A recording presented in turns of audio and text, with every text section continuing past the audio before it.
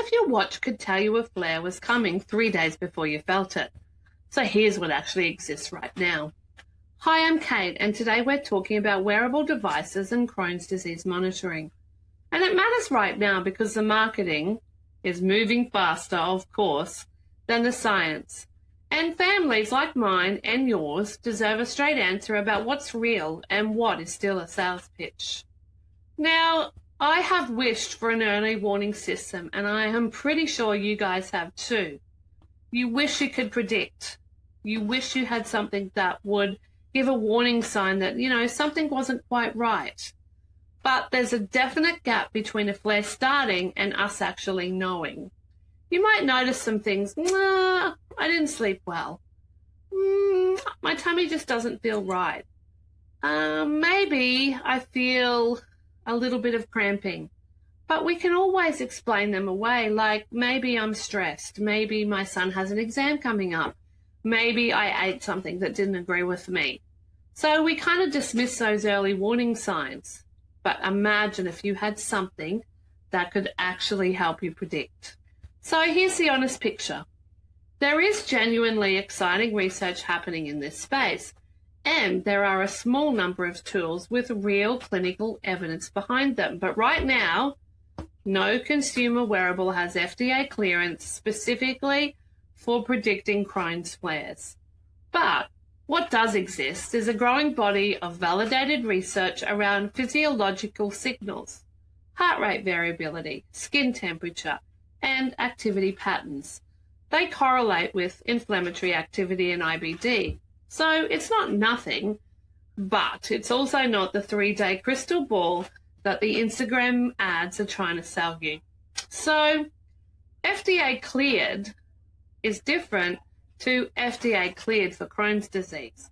So sure, this wearable, it probably does have FDA clearance, but what they're promoting to you that it's going to be actually significant for you with Crohn's disease, well, that's not actually accurate. It doesn't have a specific IBD indication, just a general wellness device that someone is applying to tracking IBD symptoms. So they're not the same thing.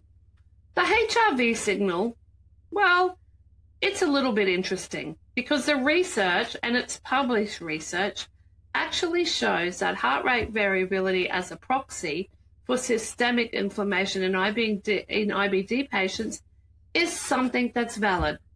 It appears that HRV variability is lower in patients with IBD, so that's something that we can look into. So what devices have genuine clinical validation? Well, at the moment, there isn't any, but you can track your sleep, your steps, your heart rate variability, record them, and that becomes a little bit of a pattern that you can take to your GI appointment. So if you're just using a general wearable, you can take that information to your GI, and that may have some kind of evidence over time, specifically if you also include symptoms as well as the evidence in your wearable, and your GI can have a look at that. So sleep disrupting, what your resting heart rate was, your step count, has it dropped? So that's what we notice before a flare. So bring to your GI appointment, asking them about wearable monitoring and what it sounds like and what that means to them, and do they see that it has some variability. So my GI actually asked us, why were we tracking HRV? So I was just suggesting to him that there has been some research that shows a lower HRV variability is more common in IBD patients. The other thing I wanted to quickly chat with you about today is I've been lucky enough to be given access to a brand new, not necessarily a wearable, but it is an app that's available to be downloaded onto your phone, which is looking at the gut-brain axis. Now, what I'm finding with this app, we're all using it in our household at the moment, is it's pretty amazing.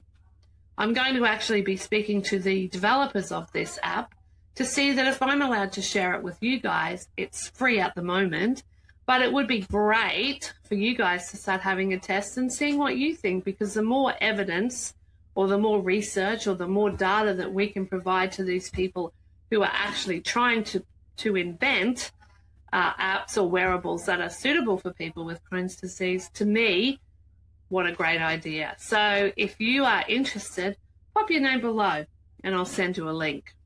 Of course, only if they say it's okay. So the realistic, hopeful picture for you guys is at the moment, there's nothing. There are tools coming, but I think it's important that if you do wear a wearable, track what's going on with it. But definitely there's nothing that's specific for IBD. So if you want to go deeper, I suggest you spend some time looking at the actual research and take it to your next GI appointment. And please share this video with others if they've got the same kind of interest in wearables and IBD. It helps preventing us from feeling so overwhelmed. So I'll see you in the next video. And remember, if you might be interested in having a go at this app, if I'm allowed to share it, just drop some details below. Have a beautiful day.